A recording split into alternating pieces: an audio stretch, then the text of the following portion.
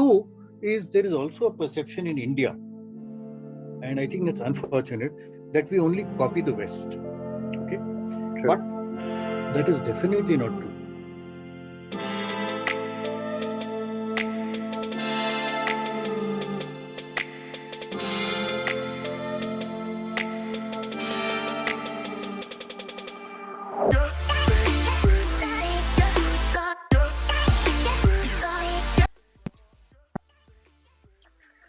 So, hello everyone. We are here with the first episode of with TBH Talks, which is the To Be Honest Talk. Here we are with the first guest, Mr. Dhruv Nath. And first of all, very congratulations, sir, on your first and very good book, which is Funding Your Startup. And I hope that you are getting a lot of buyers with that. That's it. Yeah. Yes. So, guys, Actually, if you haven't got this, go get it. It's not my first book. It's my fourth book, but the first one on startups. Right, sir. So, moving on ahead with the startup, sir. Could you please elaborate that how you actually came up into this field of startups and how you actually decided that you should write a book on your startup? So can we move ahead with the life journey of yours? Okay, so you asked multiple questions, so I'll try and answer all of them one by one. Sure.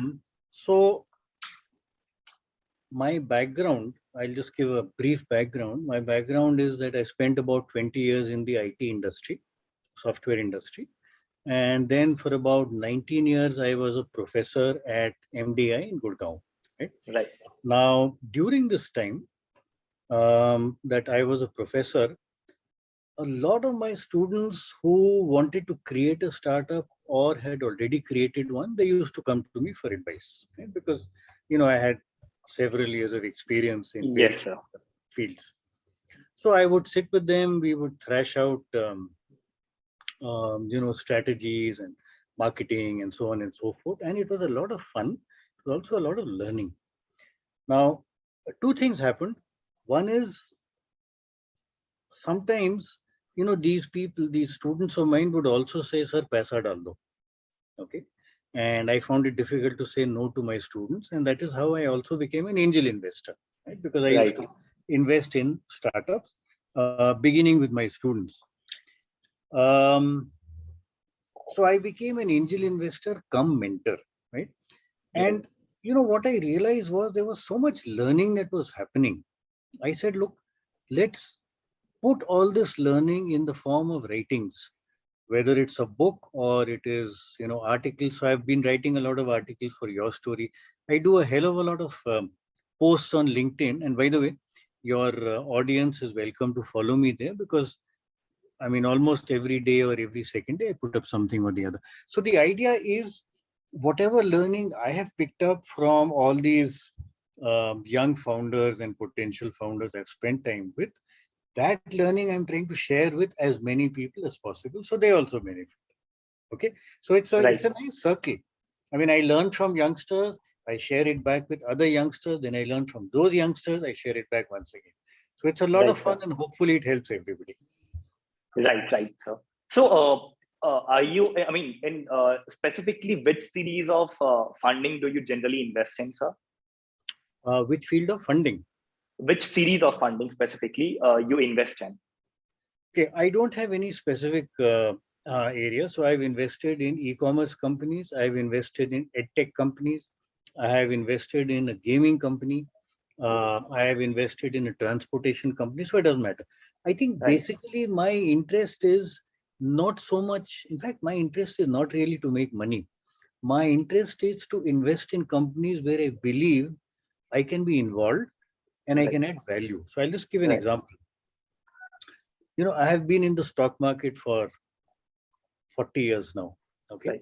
Now, there is no way I can sit across the table with Mukesh Ambani and tell him, Mukesh bhai, ye galat kar rahe ho, this is the way you should be doing it. Right? I put in my money and that's it.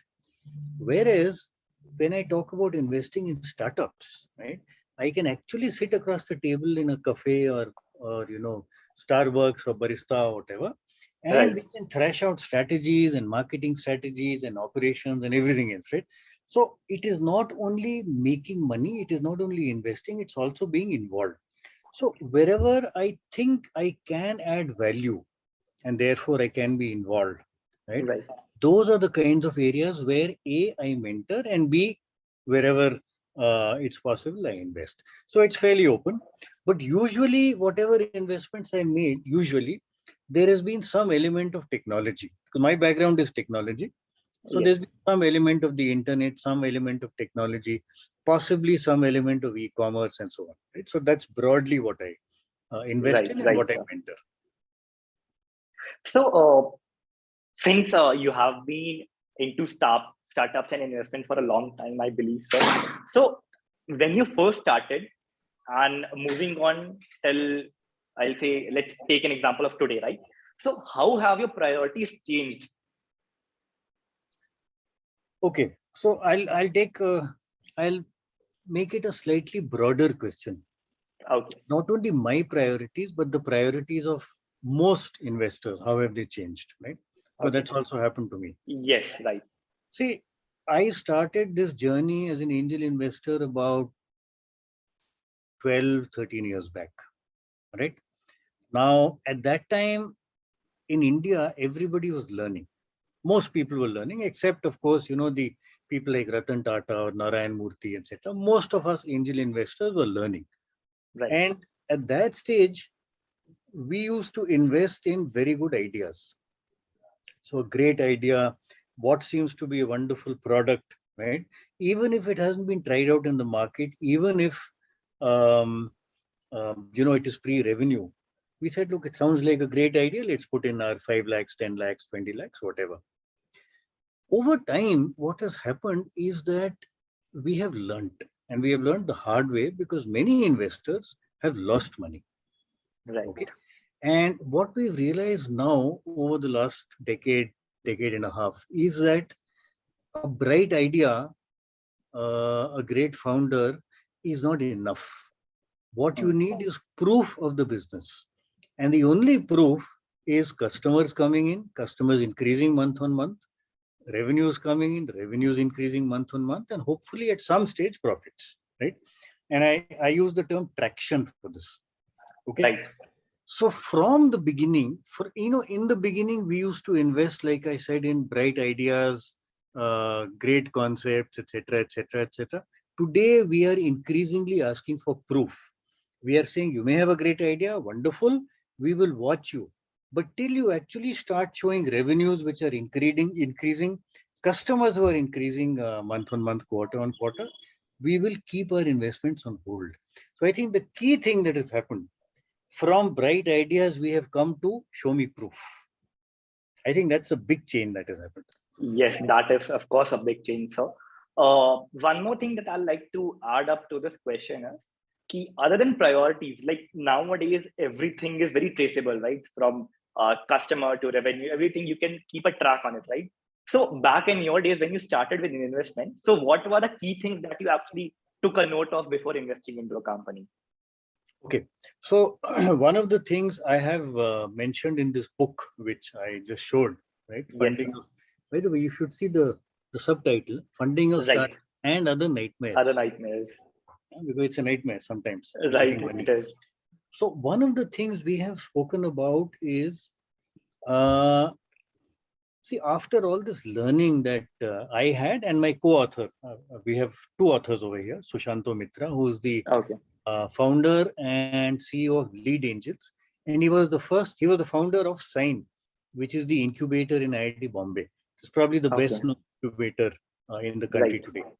So what we realized was startups which are successful have some things in common, Mhm. and startups which are failures also have some things in common, right? So we tried to figure out what these commonalities were, and using that we came up with what we call a framework, which we use to evaluate startups. Okay. And if the Right. startup satisfies most of the criteria in the framework, then we think it is likely to be successful. If it does not, then chances are it might not succeed. Okay. It's not a guarantee, but Right. the chances. And that framework is something we call persistent. Hmm. Okay. And what we do as investors is we try and see whether the startup follows our persistent framework or not. And most of the time we find if it follows this framework, there is a good chance that it will succeed. If it does not, it is likely to fail. Right. Right. So if you want, I can spend maybe 2-3 minutes on the persistent framework because that is typically what we look for. Sure, sir. Sure, sir. Yeah. Okay. So the persistent framework, each letter in this framework stands for something, right? So P stands for problem. You have to be solving a problem for somebody. Otherwise, obviously, you don't have a business. The Right. E, which is the second letter in the framework, is earnings model. Now, you may be solving a problem, but till you're getting money for solving that problem, again, you don't have a business, you're running a charity, isn't it? Right. Solve a problem and get money for it, right? Then you have the S. I'll talk about R later. You have the first S, which stands for size of the market.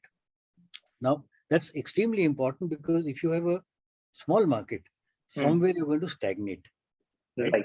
And both as a founder and as investors, nobody wants a stagnant company. We want companies which grow, right? In the long run, they grow. So size of the market is extremely important. However, sometimes you may have a market which is very large, but it is also very crowded, which means lots of other players in the market, particularly if there are giants. Right? Just to give you an example, Right. if somebody is into, let us say, giving, so let's say somebody creates a travel portal, okay? He's Right. competing with Make My Trip, he's competing with Yatra, he's competing with Right. uh, Ease IBBO and My all. Trip. Yeah, Go Ibibo, of course, has been bought. Yes. And of course, international guys like Booking.com and so on and so forth. Mm-hmm. There's no way he can survive, right? Right. So sometimes you have a market which is huge, but it's very crowded. And therefore, you should try and identify a subset of that market, which I will call a niche, right? Niche market. Which is Right, sir. large enough and yet not crowded. Okay. So, for instance, one of the startups we invested in was called Quaco, which is, Quaco. it was a travel portal, but it did not look at, the kinds of hotels that Make My Trip looks at. It focused only on niche boutique properties, right? Which means, you know, typically a resort somewhere outside Missouri, Mm-hmm. which may appear on Make My Trip, but it will appear so low down that nobody will even see it. Okay, so Okay. that's the niche they identified, and they worked on that niche, right? So where you have a crowded market, identify a large enough non-crowded niche, and that niche is the N in persistent, right? Okay.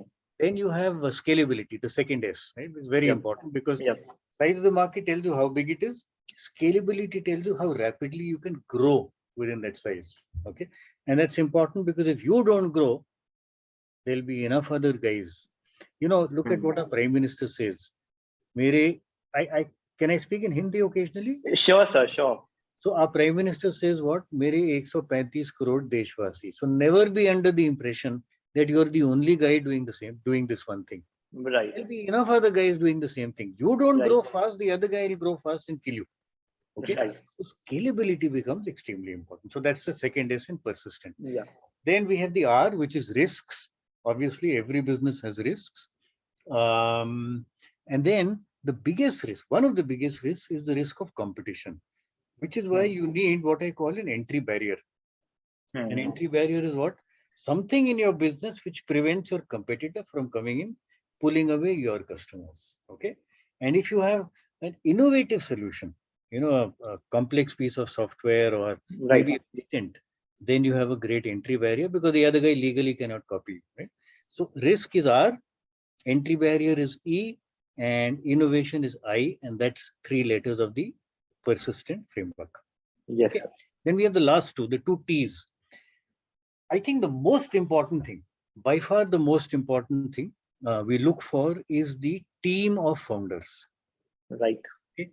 Because we have a saying in our industry, you get a great team of founders and an average business model, they'll figure out a way to make it work. But you have a great business model, but an average team won't work. Okay.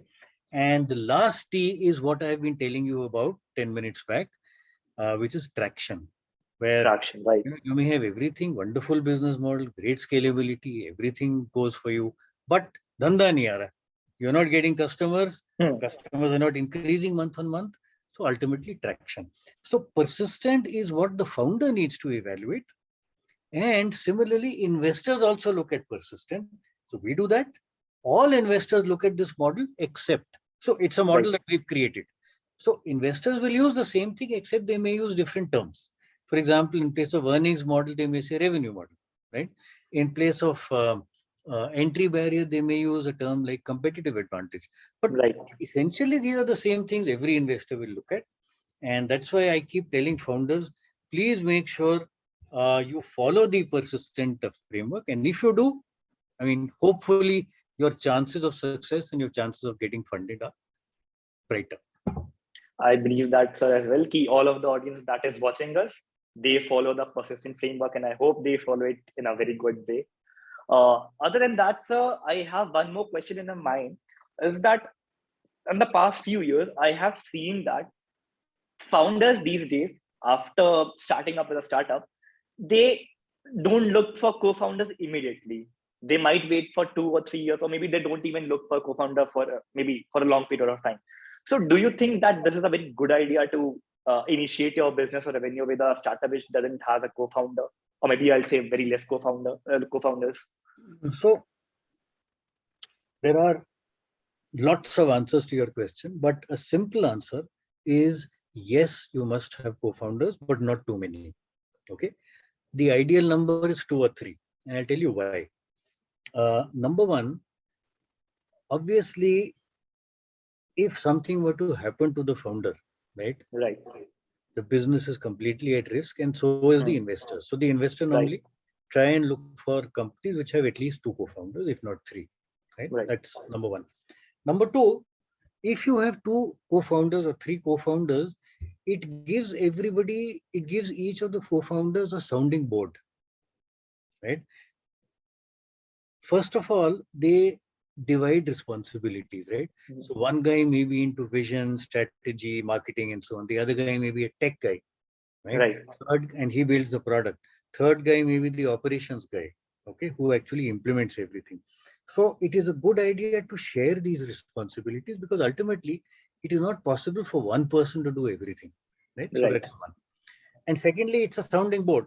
So the guy who does the strategy and visioning and marketing and so on uses the other two as a sounding board for the future direction and so on. Right. So Right. it's always a good idea to have co-founders, but not too many, because the problem with too many co-founders, there are multiple problems.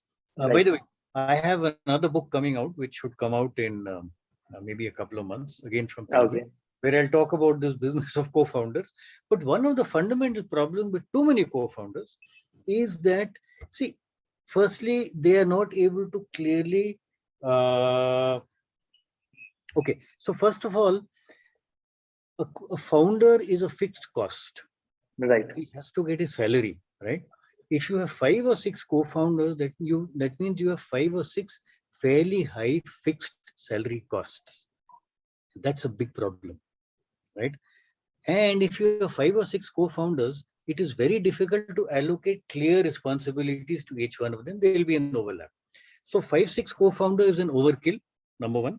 Number two, very often there'll be big disagreements and 1 or 2 people walk out. So Right.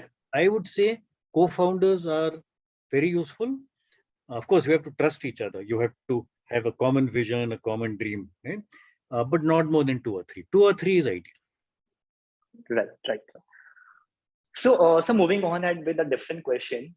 So, what have you enjoyed the most about starting your career My career as a mentor, or my career as a career as overall? a mentor, career as a As a mentor into mentor. startups and all? Right. I think I told you that, right? Where I used to sit across the table, and we have an open air canteen in MDI in Gurgaon. And I Right. used to sit with my students, and we would spend 2 hours over chai, samosas, more samosas, and we keep thrashing out. So I think the the enjoyment of being involved in a company. So like I said, I could not be involved in Reliance. I couldn't be Right. involved in HDFC Bank, but I am involved in each of the companies that I've been mentoring or investing in. So that, Right. you know, the it's like It's like saying I'm a part of 12, 13, 15, 20, 40 businesses, right? I'm Right, learning right. from them and they effectively my companies, right?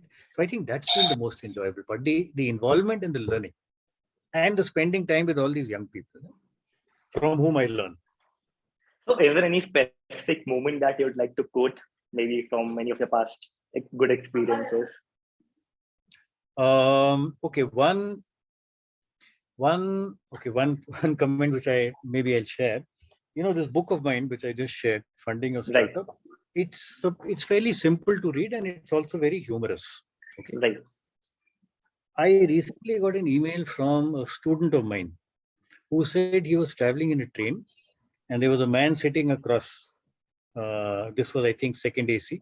So the man sitting across in the next berth, he was reading a book, and it was my book, this one, Okay, right? right, And he was reading the book, he was nodding his head, he was laughing, he was smiling. And my student said it was so wonderful to see that. And when he sent me that mail, I felt very happy because, I mean, not only is somebody reading the book, obviously, lots of people have read the book, but somebody who's nodding, understanding it, and laughing because it's humorous, right? right, I think that was one major high point. right. So, sir, one more thing that I'd like to ask over here is that in the past few couple of years, uh, specifically in terms of startup, there has been increase in number of startups, right, sir? Mm. So, if you would have gone through recent news of the like past 1 or 2 months, there was a specific article by YC Combinator which stated that this year could be and the coming year could be a cold era of startups, which mentioned that there have been a failure in generating revenue by many of the startups. So different various venture capitalists, they would back out by before investing into a company. So do you think that this is generally, or as righteously said by YC Combinator, it could be a cold era for startups? You said cold, not gold, right? Cold, yeah, cold Cold. era. C Right, for Calcutta. Okay. Okay. So uh, it's a slightly long answer, but right, no worries, sir. I would say I agree with what these people are saying partially. Partially. Okay. Um, so let me take you back about 20 years in time, right? Right. Maybe 22 years in time. The dot-com period, Yes, 2000, dot com period. 2001, Right, etc. sir. Right? उस time में you had a lot of companies which were internet companies, and the one thing everybody said was, let us get eyeballs. Okay, eyeballs Right, at any cost. मतलब, as long as you have visitors coming to your site, you are good, you're a great business, people will invest in you, and so on. And then we had the dot-com crash because right, people realized just getting visitors is not enough. You have to run a business. right, So after that, the next phase was, let us get revenues at any cost. Okay. And that phase started somewhere in the after the dot-com crash. So let's say around 2005-6, right? So it was revenues at any cost.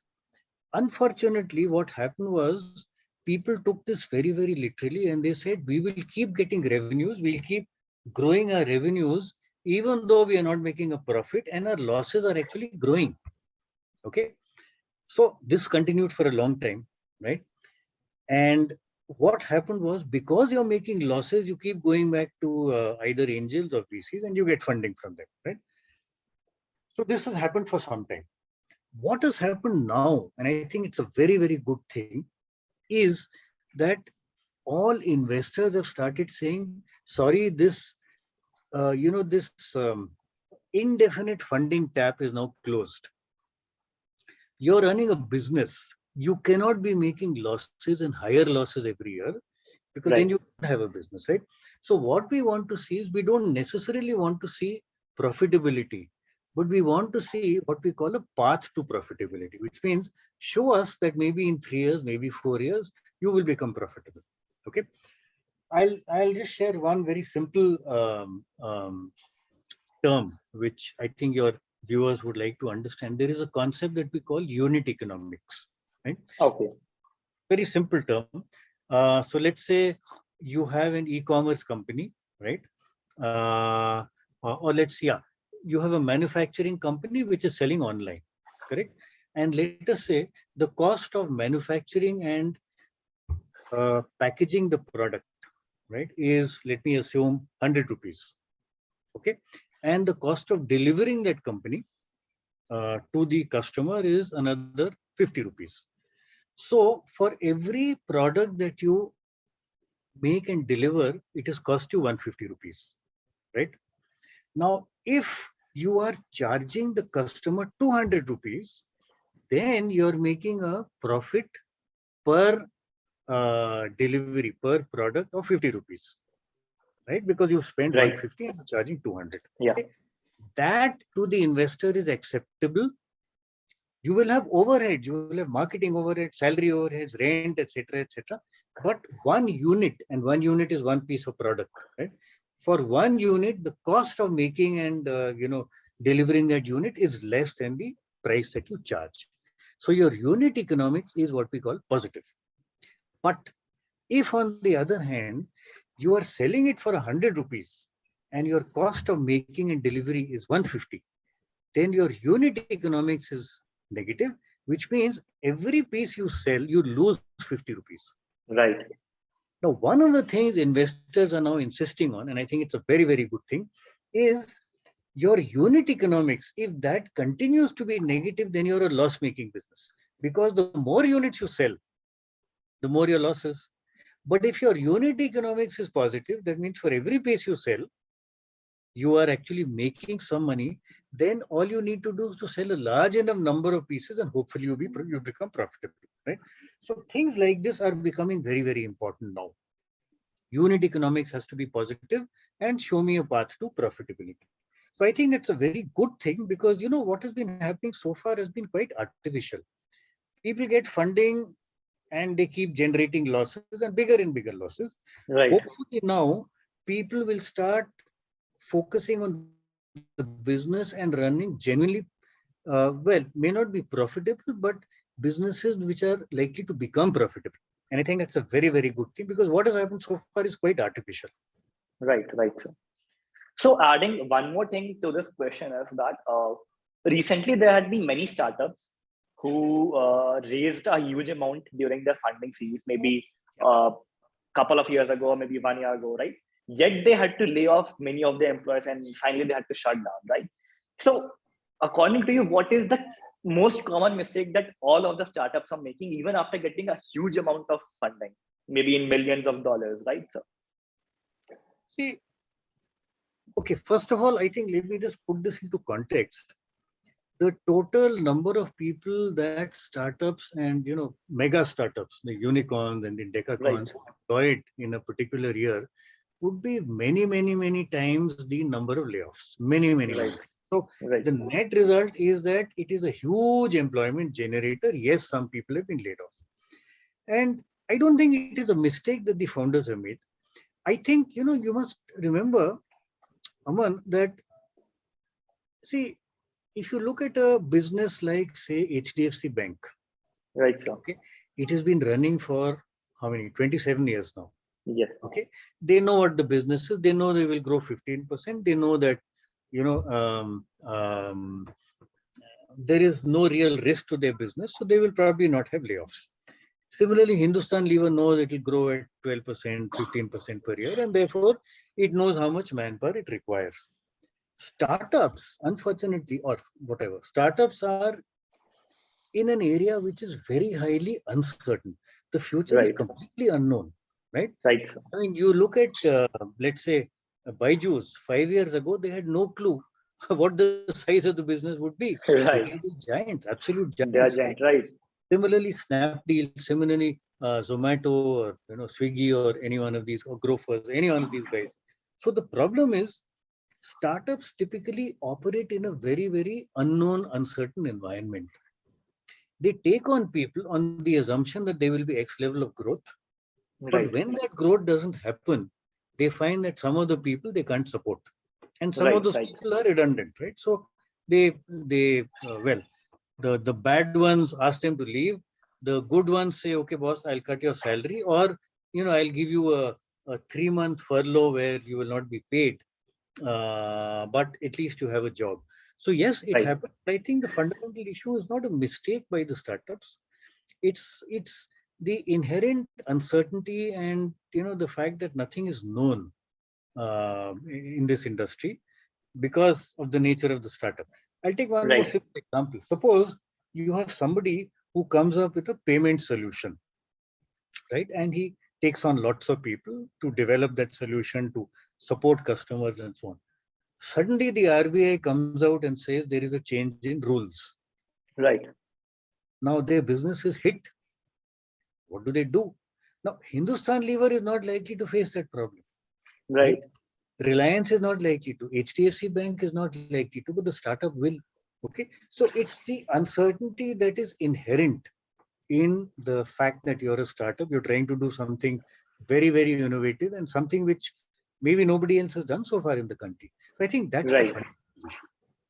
So there Right. is a Absolutely. obviously there's a risk. Yes, sir. Absolutely. I'll agree with that. Uh, so do you think that I'll give an example maybe. Yeah. So what happens sometimes is when I move on for recruitments, I try to hire freshers and all, right? So in the past 5 or 6 years, I would say, key working in startups have been quite a different than working in different MNCs. Now, what I mean over here is that let's suppose, uh, talking specifically about the scene of India, if I'll go to hire if I'll go to hire a fresher, I'll tell them that they have this JD. They'd be working in a department of maybe business development or operations, sales or marketing, right? But anyhow, they had the same question Mhm. that will you be, forcing us to do sales, or will you be, trying to put up together that all of the GD is all about revolving towards the sales part of the company? So, do you think that startups currently in the Indian scenario, they have created a perception in the mindset of the youth that most of the positions, be it business development, marketing, operations, sales, whatever there are different departments, they all revolve towards around getting sales. So do you think there's a perception that has been developed by the startups in India specifically? Not necessarily. No, no. Because, for instance, any startup which is into a technical product, right, a software product, there will be a large team which is going to develop that software. Right, If you look at, let's say, e-commerce companies, there will be a large company, large group of people, which we will be into managing the warehouse, managing supplies from their vendors, and right, managing deliveries. So no, uh, I mean, it's not that everybody has to be in sales, but it is true that sales marketing for any company, not just a startup, it's one of the highest priority functions because if you don't get customers, you don't have a business. So it's a very high priority thing, but it's not that everybody has to be involved. Secondly, I have one more comment. You haven't asked this question, but maybe I need to share this. See, a startup is very different from established company like Larsen and right, Toubro right, or right, Asia Bank and so on. Not everybody can fit into a startup because there are right, people who say, look, I want to be very clear about my job description. I want to be very clear about, what the growth path is. Where will I right, be 1 year from right, now, sir. etc., etc. Such people, it is probably better to join, one large established company which has been operational for many, many years because they are able to define these things. Startups typically don't even know what's going to happen 6 months from now. But Right, they do have, on the positive side, is phenomenal experience because, see, in a large company, you're restricted to one thing. In a right, startup, you're exposed to virtually everything. right, Okay. right, And if you do well, most young people in startups at a very early age are given responsibility which they could never have thought of. So right, in a company like Hindustan Lever, you will get a very narrow function and you will not get the kind of responsibility that you would in a startup. In a startup, you get a huge, so your growth potentially in a startup can be much higher. The risk is higher. The pressure may be higher because you have to do multiple things. Growth is right, higher. sir. Excitement is higher. So ultimately, I think each person has to decide for himself or herself whether they fit into this environment or whether they fit into a more stable, large company kind of environment. Right, right, sir. Uh, so I mean, you would have definitely mentored a lot of companies and would have gone through different startup ideas as well. So maybe if keeping in account that uh, how since a long period of time the industry of startup is completely evolving and changing, right? So do you think that the founders now are are they making any current like fresh mistakes, or like I'll say mistakes when they're starting up the company or when they are going for funding? Do you think that the mistakes that they're making is very relevant, or it's like something that should have been avoided? Um, so yes, there are a lot of common mistakes that founders make. They have been making them 15 years ago, 20 years ago, and new founders keep making them. Right. Typically, when a founder has run a company, so experienced founders normally make less mistakes, right? And a Oh yeah. founder who's already created something in the past, maybe sold it off and is now creating something new, will typically Right, make sir. mistakes. So I'll give you Hmm. the most common mistakes founders make. In fact, I'll give you a couple of stories if you Yes, sir. Sure, think sir. there is time, right? So, as investors, um, I would say this happened in the year 2014. So we had one young group of engineers, okay, who came to us and they said, we are creating, we have a design and a product for a waterless urinal. Right. Okay. Now, today is 2022, and waterless urinals are very common, right? But in 2014, they were not. This was a new concept. Now, suddenly, as investors, we were very excited. And you know why? Because 2014 is when Prime Minister Modi, right, Right. became the Prime Minister. And on Independence Day, he announced Swachh Bharat Abhiyan. Right. Correct? And as part of that, he said, toilets banayenge. We'll construct lots and lots and lots of toilets. So it's a great concept, wonderful idea, clean up the country. But the problem is, where is the water? Right? Right. You'll probably make a lot of toilets, but where is the water to maintain them, to clean them, and so on, right? Now, suddenly, these guys, they came 2 months after this announcement on Independence Day, and they said, we have a solution. You don't need water. So suddenly we realized, it's a gold mine. Okay. Right. So we told them, boss, we will spend a month and we'll study your product and your business model, etc., etc. But we are very keen to invest because I think you have a what is called a box office hit. So we told them only one thing. We said, look, how are you going to market it? So they said, oh, we'll appoint distributors. We said, okay, but please remember, appoint them fast, because tomorrow somebody else comes up with something similar, or 3, 4, 6 more Right. products come up in the market, you're finished, right? So please appoint distributors fast, capture the market fast. Yes, sir. Yes, sir. Yes, sir. So we studied them for about a month and then we called them back. And, when they came back, these 3 young boys, they were looking very excited. We said, Kya ho yaar? Why are you so excited? Oh, sir, we have now created female, we are now working on a female version of the same thing. So we said, hang on, what happened to the male version? Ha, sir, wo hai, it is there, sir. So we said, what about the distributors you were to appoint? Sir, it will just take us 4 or 5 months to finalize the female version. Then together we will appoint distributors for both. You know Okay. what our Right. reaction was as investors? We were in the conference room. I have to take off my specs to show you a reaction.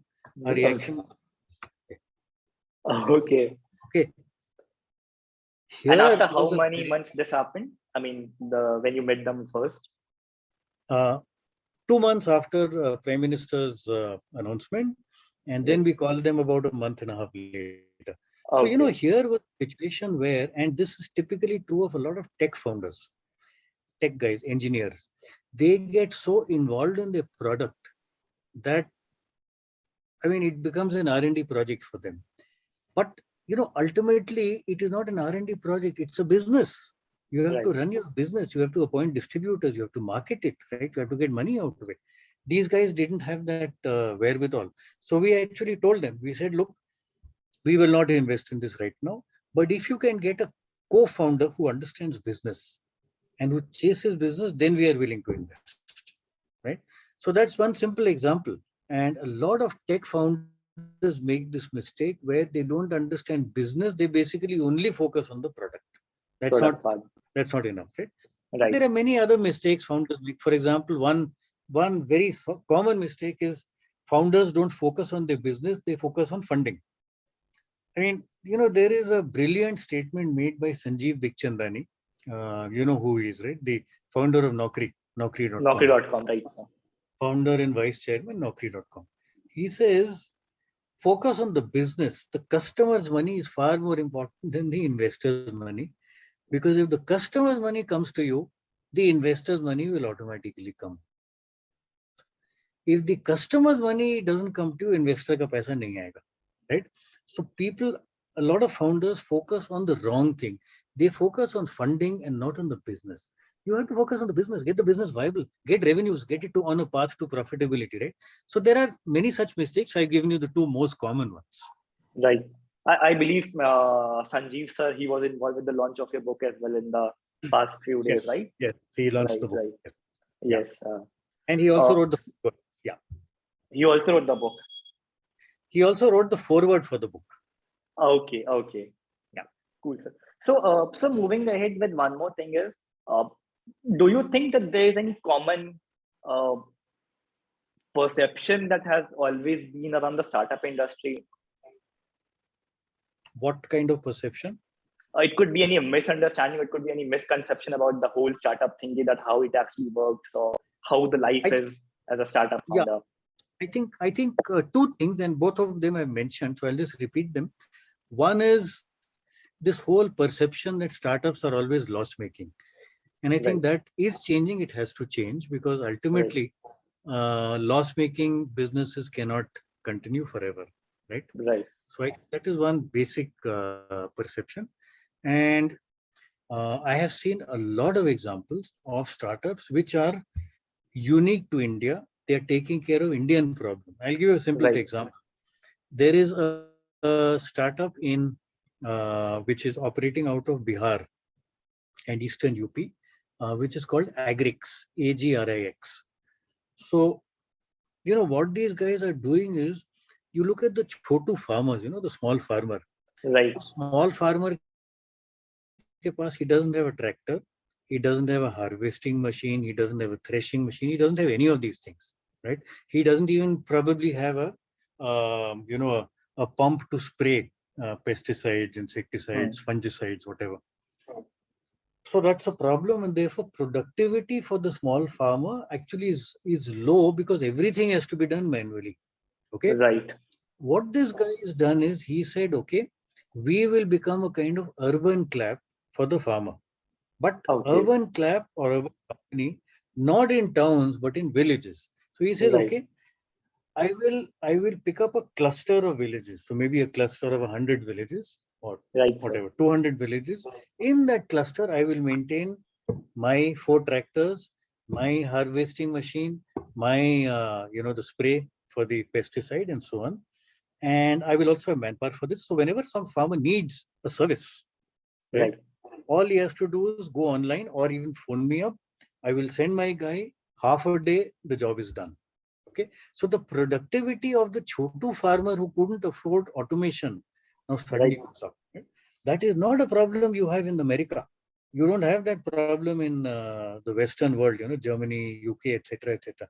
It's a very common problem in India because our land holdings are small and you have a lot right, of margin farmers, right? right, So right, there are enough um, startups in India which are solving local problems, Indian problems. They are not simply copying the West. In fact, I would right. say copying the West doesn't work because our environment here is very, very different. It's Very, totally very different. different, right? Even Totally the different. customers are totally different, Customers, environment, culture, everything is different. right? So do you have anything that you will take a stand for, but many others in your industry would disagree with? Is there anything specific? Okay. Um, I would say many people do believe what I just said, that we only copy. I Right, disagree very, very strongly. There are enough people, enough startups which are doing, things which are unique. There are also enough startups which are creating services which actually have gone global. right, right. I'll give you a simple example. There is a company called Planet Spark, okay, which I have Yes, invested in. Planet yes, Spark. sir. I've heard of it, right, sir. You heard of it, okay. Yes, These guys are focusing on public speaking skills for children, right, school children, right, sir. right, in Hmm. English. Okay? Specifically, if I'll Public, say it's K-12 industry, right, sir? K-12, I think they go up to class 8 or 9 or Ah, whatever, okay, pre-higher secondary. So these guys are doing this, and they are the market leaders in India. So in fact, if you do a right. Google search, you will find they come out on top or maybe number 2. Yes, But they then do, also sir. realize that this concept, see, please remember one more thing. When they do this, right, their teachers are from India, Right, okay, but potentially the market is anywhere in the world. right, So these guys have actually moved to the US also, and to UK, Australia, and also European countries where people want to learn public speaking skills in English. And they are growing in those countries as well. So it's a product which has come out of India, and it is suddenly sweeping the West as well, right? So I think there are lots of things which are done which are local. There are lots of things which are being done which are applicable and actually being taken to the rest of the world. So I think that is one. It's not fair to downgrade our startups. I right, think sir. brilliantly. Secondly, today there is a feeling that we cannot compete with the US, we cannot compete with China, right? Those are the two largest startup environments in the world Right, sir. today. I think we are very much on track to beat both of them hollow. And I'll tell you why. Agreed, sir. I'll tell you why, right? US is a developed economy, okay? Um, so many of the innovations that were possible have already been done, number one. Number two, in India, what has happened is, so firstly, we are a developing economy, right? And Right, the opportunity in the villages and the small towns is huge. And that opportunity doesn't exist in the US, right? So right, potentially this can be a very, very big thing, right? Number one. Number two, you know, it's a very interesting fact. In some areas, India is far ahead. In some areas of technology, India is far ahead of any other country in the world, including the US. Simple example, the number of people, the number of digital uh, financial transactions that are happening, okay? Banking transactions, payment transactions, much higher than the US. I'm told recently, during COVID, we had to, the government of India had to transfer money into, pass on money to people who had been hit badly by COVID. Now, the right, same sir. thing happened in the Western world, in the US and so on. In the US, digital payments are not so common. So in the Right, right, US, they were actually issuing checks. They were giving checks to these people, and they had to go and deposit them into their bank account. In India, the money was directly transferred into the bank account. There are no right, checks, right? So there are some areas where we are actually originally already far ahead of right, Western countries. And looking at the way things are going, looking at the opportunity that exists in Bharat, chota towns, villages, and so on, the right. opportunity that exists in edtech and agri-tech and health tech, I think give it a few years and we'll probably be ahead of all the other guys. So Right, sir. I have fairly strong beliefs, and many people agree with me. I'll agree with you as well, sir. Good. So that's Um, at least one more. yes, sir. So, there is just one thing that I would like to ask personally. It is that, sir, maybe in let's take an example of India itself. So, I mean, before the program Made in India, before it was launched by Prime Minister Modi ji. So, Sorry, which program? Which program? Made in India, sir. Make in India. Yes, sir, Make in India, sir. Okay. Right. Okay. So before it was launched, sir, so do you think that this program specifically, Make in India, do you think that it actually accelerated the industry to a certain extent where it could have been existed if there was no such program? I think it has, undoubtedly. Okay. I'll give you a very simple example. See, I think India and the government has for many years realized, and today it is putting it into practice, they've realized that India is a huge market. Okay. China is a very opaque market. Nobody Right, knows what's happening there, right? But right, India is right, a democracy, it is transparent, it's a huge market. The population of India is such. See, India is what, 135 crore people? The next country is the USA with about 30 crore people. That means we are 4.5 times the next country. Okay. right, Even if you look at the Indian middle class, that's about 40 crores, and that's bigger than the total population of the US. Okay. A country like England, UK is only 7 crores. Okay. So we have a huge market. What I think our leaders, government leaders have realized is that this size of market is attractive for any manufacturer anywhere in the world. Because he right, can't say no to it, it's so huge, right? And therefore, the stand that the government is taking is don't import into India. You make in India Make in India. and then you sell in India. So I Right, remember Mr. Gadkari, I think he's done a great job in right, transportation, right, right? sir. So I remember there was this discussion. There was a comment by Tesla. Okay, Tesla is Elon Musk, Right, as you right, know, right, right, probably the richest man in the world right now. So he says, first I want to try out the Indian market for electric vehicles, and then I right, will manufacture in India.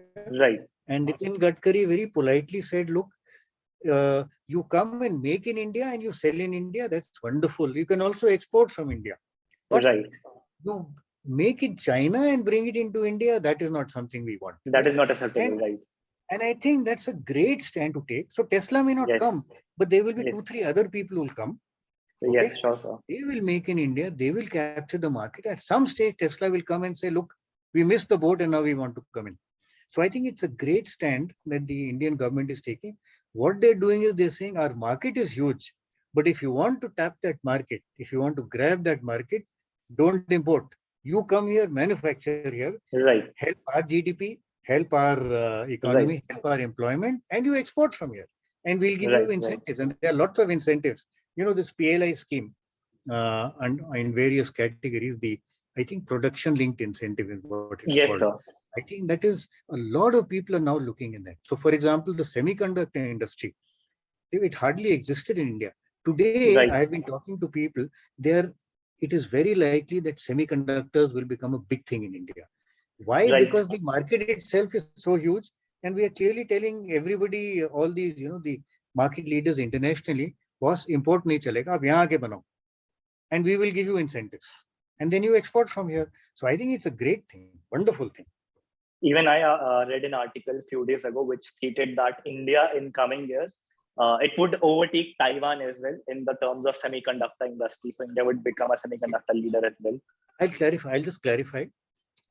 We are focusing on certain kinds of semiconductors. Okay, Right. we are not focusing on the huge microprocessor chips or huge Microprocessor chips, memory right. chips right now. Right, right. What we are focusing on today is things like chips that go into automobiles, chips that go into phones, chips that go into televisions, right?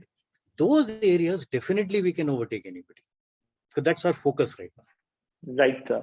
And I believe there was a statement by Nitin Gadkari, sir, that he mentioned about khadi things being manufactured in India.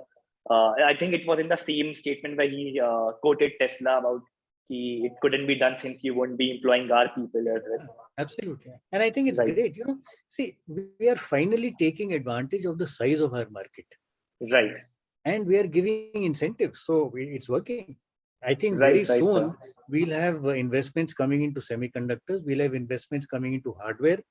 Right. Already, most of these phones are manufactured in India, Hmm. right? And hopefully, ultimately, all of them will get manufactured.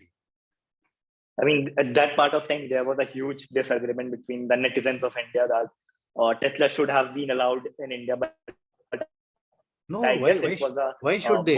and it was a If firm they statement. correct, why should they?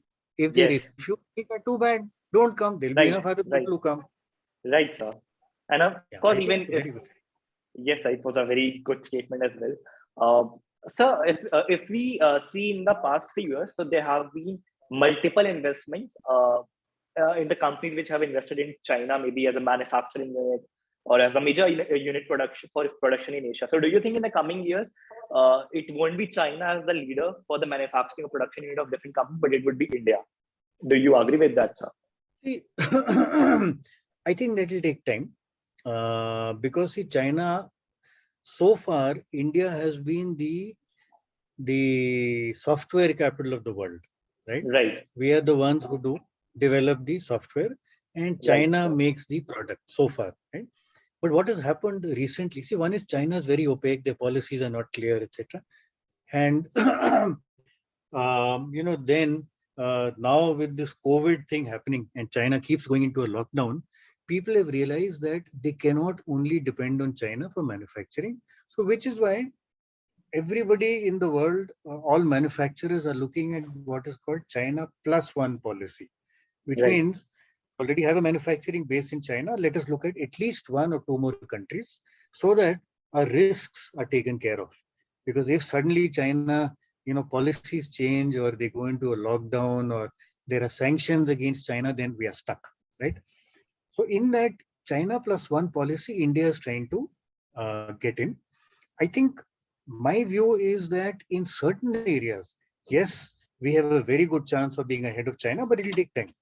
It'll take time because um, they're already far ahead of us. Okay, but there are many areas that we are not focusing on. For example, like I said, microprocessor chips as of today is not a focus area. We are focusing on the automobile chips. We are right, sir. focusing on the phone. That, yes, over time we should be able to. So I would say there are many areas where we would be a very large player. Now, whether we overtake China or not will depend on many other factors, impossible Right, to sir. predict, but definitely we one of the preferred large players in the world. Right, sir. In the recent days as well, sir, our foreign minister, he also has taken a firm stand against countries. So, if we'll see in the current international policy of India, so it has been very bolder and very firm than it had been in previous or past years. So, Correct. do you think that it will also give a boost to our economy or boost to our startup industry? Absolutely. Absolutely. See, the point is, if, you know, for years and years and years, the Western world said nacho and we used to dance. Right. I think now we are saying to hell with you, Yes. right? We are strong. We have capabilities in many areas and we're building incentives and we are developing more and more capabilities. So you want to do business in India, you see a huge market, do it on our terms. Otherwise, we don't want you. I think it's a Right. very, very good stand to take, a very great stand to Right. take. And this is what my guess is any government in the future will probably take the same stand because now it has been proven that it is working. Right. Right, sir. So, sir, currently, if you'll see that in India, the investing scene has increased a lot as well. So, do you think there's something that current investors should stop doing? Maybe it I could be any think, particular thing. yeah. Are you talking of investing in startups or No, investing in the stock market? investing particularly in startups. I mean, is there any particular thing that these investors should stop doing while investing I in think, startup? yeah, I think the basic issue is what has begun to happen anyway, which is if a startup does not have a path to profitability, Right, don't invest in that company yet. Loss making companies are okay because sometimes, to grow, you have to invest in marketing right, and in right, product development and so on. But if your losses are only increasing year on year and your unit economics is negative, which is what I explained right, some time back, then there is no future for you. And ultimately your future will only be you will have a future only if you manage to get more funding. But if the funding stops, then you're finished, right? So I think investors increasingly need to start looking at companies which have a path to profitability, which means positive unit economics and losses coming down consistently. I think those Right, are right, two things they have to start looking at. And that hasn't happened in many cases, but it's begun to happen now. right, sir. So if we talk about I mean your childhood days, so did you had any interest into creating your own company or making your company at some part of time? Actually, I did. So I used to work with NIT. I worked there for about 20 years, and within that, I founded a division of NIT called NIS, which was into sales training. So Okay, it was a startup, and I ran it. I did the entire strategizing, etc., etc., etc. But it wasn't. I mean, it wasn't. I was still a salaried person, right? So I have created startups, but as part of a bigger company, not my own startups. So right. I've done that and it's been good fun. It's been a lot of learning. So even in India right now, there has been a lot of misconception about startups that, again, as you quoted, startups only give you loss, right? So, even like if suppose if there's a young person who wants to start up with his or her own company, so there could be a disagreement between the person and his or her parents, right? Yeah. So, do you think we could, or maybe the government could take any further steps where this misconception could be maybe further So solve between the parents and the kid, of course, the children. parents and children. Yes, sir. I don't think the government can do anything. Right, Thanks. See, first of all, I don't think creating a startup is something that everybody should do. right, See, a startup typically is something which inherently has risks, right? Number right, one. Number two, not only does it have risks, it's very uncertain, and typically you have to work around the clock, maybe 7 days a week, almost never taking a break. right, People who don't want that, people who want a stable job with, a salary at the end of the month, they should take up those jobs. I don't think they right, should create a startup on their own. You should start this kind of thing only if you think it is you're the right person to take this kind of risk. That is number one. right, Number two, if you're old enough, frankly, I don't think parents have really have a say in what you're doing. They'll give you advice. right, Um, if you come from a business family, yes, parents will probably encourage you to create your own startup. right, If right, you come from a family which is typically government servants, government right, officials, they will right, probably dissuade you. But ultimately, I think it is for the individual to take a decision, right? right, It's his right, life. Ultimately, if this is what he wants to do, why not? And the government is not involved in any case. okay. So I mean, do you want to? I mean, if asked, sir, so if currently if there is a particular industry specifically in India which is, I mean, I'll say at the boom right now, which is seeing a good number of investments as well. So do you think, I mean, the first question is ki which industry it is according to you, and secondly, is that industry, I'll say, on the path of survivability, seen in the term of, if seen as a long term plan? So I think, so first of all, if you look at the huge opportunities in India today, right, it is more in Bharat than in India, which means more Right, in the tier 3, tier 4 towns, tier 2 right, town, and villages. right, There everything is open, right? Whereas right. cities, many things have already been implemented. And I would say within this, there are two broad industries where in fact, three broad industries where the opportunity is maximum. Right, One is agri-tech. So all these industries have one common thread, technology. right, Because using technology, reach goes up because internet is available to everybody, right? Cost goes down. Okay.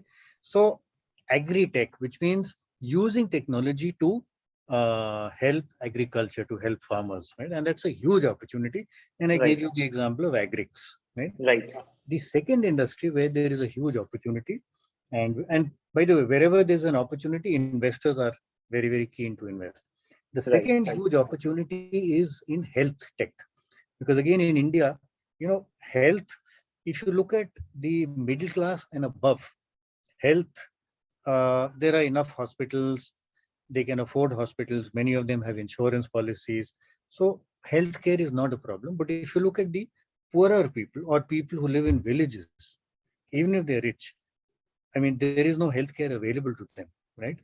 So health tech, any technology which bring health to our tier 2, tier 3, tier 4 towns is a Right. huge opportunity again, right? For example, a simple thing like telemedicine, okay, or teleconsultation. The Teleconsultation. third big area is ed tech, education tech. I'm not talking of ed tech in cities. So Byju's is clearly, the market leader, and you have other guys like Vedantu and so on. Right. So Right, sir. that is taken care of. But ed tech for uh, so our country is divided into haves and have-nots. The haves are the people who can afford good schools, good education. They can afford a Byju's tablet and they can learn from there. But the Right. have-nots cannot afford anything, right? Right. So if you can bring technology to these kids and get them to come up, that's a huge opportunity. And I'll again give an example there. So two of my students from MDI, they have started a company called I Dream, I agree. DREA. And what they are doing is they are bringing technology and content based on technology to schools.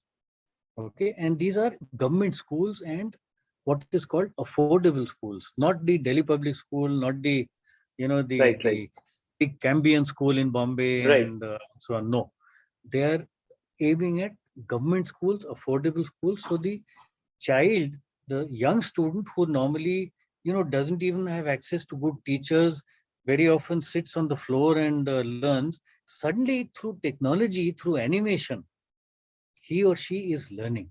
And I think that's doing wonders. And they've grown a hell of a lot. And they're already, I think, into some 5 or 6,000 schools as of now in India.